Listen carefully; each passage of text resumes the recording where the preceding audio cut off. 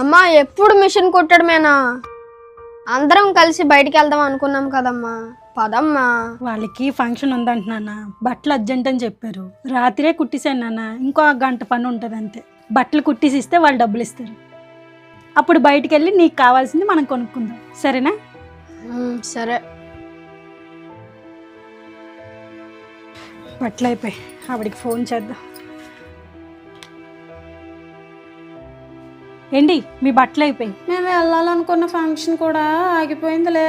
ఇప్పుడు అవసరం లేదు, తర్వాత వచ్చి తీసుకుంటాను. అదేంటండి మీరు అర్జెంట్ అన్నారని రాత్రంతా పడుకోకుండా కష్టపడి కుట్టాను. అయితే ఇప్పుడు ఏమంటారు?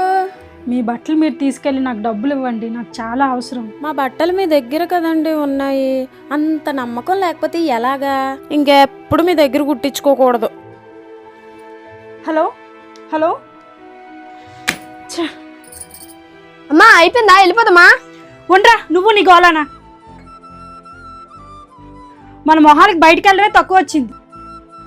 హలో. వాళ్ళ మీద కోపం వాడి మీద ఎందుకు చూపిస్తావు?